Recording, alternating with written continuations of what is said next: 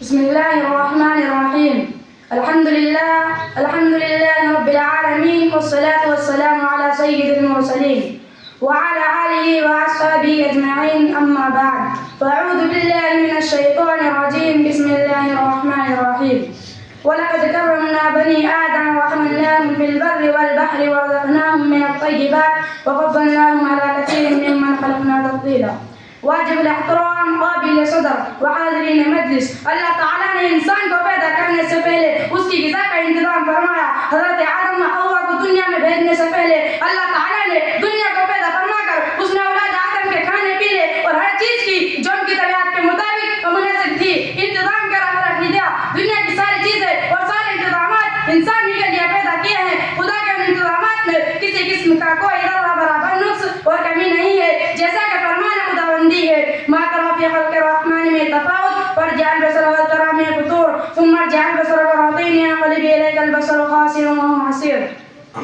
تو خدا کی اس صنعت میں وہ خلل نہیں دیکھے گا، سو تو اب کے بعد پھر نگاہ ڈال کر دیکھ لے، کہیں تجھ کو کوئی خلل نظر آتا ہے؟ یعنی بلا تعامل تو تو نے بہت بار دیکھا ہوگا، اب کی بار تعامل سے نگاہ کر، پھر بار بار نگاہ ڈال کر دیکھ، آخرکار نگاہ دلیل اور درماندہ ہو کر تیری طرف لوٹ آئے گی. اسی طرح ایک اور مثال جو ہمارے مشاہدے میں ہے، اللہ نے بچے کے پیدا ہونے سے قبل ہی اس کی ماں کی چھاتی میں اس کے لیے مناسب غذا تیار کر کے رکھی ہے. اس کے علاوہ بھی ہم دیکھتے ہیں کہ معزز مہمانوں کو اپنے گھر بلانے سے قبل ہی ان کے اکرام و عزت کے لیے، کھانے پینے رہنے سہنے کے لیے ہر چیز کا انتظام کیا جاتا ہے. محترم بزرگوں، اشرف المخلوقات حضرت انسان بھی خدا تعالیٰ کے مہمان ہے، اس لیے اللہ نے بھی اس کو دنیا میں بھیجنے سے پہلے ساری چیزوں کا انتظام کر رکھا تھا کہ مہمان کو کسی قسم کی مشقت اور تکلیف نہ اٹھانی پڑے.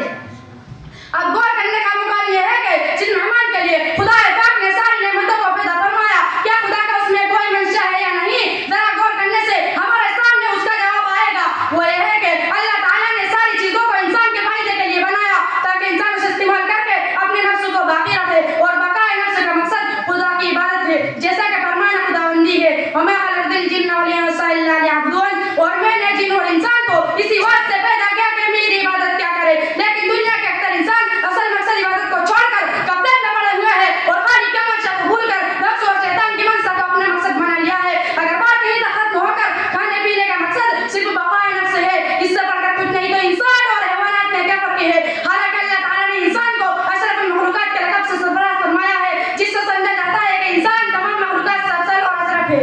جیسا کہ فرمان خداوندی ہے، وَلَقَدْ كَرَّمْنَا بَنِي آدَمَ وَحَمَلْنَاهُمْ فِي الْبَرِّ وَالْبَحْرِ وَرَزَقْنَاهُم مِّنَ الطَّيِّبَاتِ وَفَضَّلْنَاهُمْ عَلَىٰ كَثِيرٍ مِّمَّنْ خَلَقْنَا تَفْضِيلًا. اور ہم نے عدن کی اولاد کو عزت دی اور ہم نے ان کو خشکی اور دریا میں سوار کیا، اور نفیس چیزیں ہم نے ان کو عطا فرمائی اور ہم نے ان کو بہت سی مخلوقات پر فوقیت دی. عزیز ساتھیوں، ہدایت کے ذریعے اللہ نے انسان کو فضیلت دی، اور سب سے بڑی فضیلت عقل و شعور کی ہے، جس سے وہ اپنے خالق و مالک کو پہچانے اور اس کی مرضی نہ مرضی معلوم کر کے مرضیات کا اتباع کرے اور نہ مرضیات سے پرہیز کرے.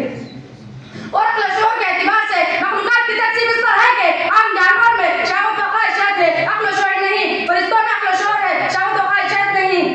انسان میں یہ دونوں چیزیں جمع ہے، عقل و شعور بھی ہے، شہوت و خواہشات بھی ہے. اسی وجہ سے جب شہوت و خواہشات سے عقل و شعور کو مغلوب کر لیتا ہے اور اللہ کی ناپسندیدہ چیزوں سے اپنے آپ کو بچا لیتا ہے، تو اس کا مقام فرشتوں سے بھی اونچا ہوتا ہے. بس بات صاف ظاہر ہو گئی کہ انسان کو صرف کھانے پینے کے لیے پیدا نہیں کیا، بلکہ ایک عظیم مقصد کے لیے دنیا میں بھیجا گیا. وہ صرف انسان ہی سادہ ہو سکتا ہے، وہ ہے عبادت، جو کہ بقا نفس صرف کھانے پینے پر موقوف ہے. اس لیے کھانے پینے کا یہ حکم فرمایا. ارشاد باری تعالیٰ ہے، وَكُلُوا وَاشْرَبُوا وَلَا تُسْرِفُوا إِنَّهُ لَا يُحِبُّ الْمُسْرِفِينَ. کھاؤ پیو، اسراف نہ کرو، بے شک خدا کو بیجا خرچ کرنے والوں کو پسند نہیں فرماتا ہے. اللہ تعالیٰ ہم سب کو اور دنیا کے تمام مسلمانوں کو خالق کائنات ارض و سما سنت نبیہ کے مطابق زندگی گزارنے کی توفیق عطا فرمائے. آمین و علیہ.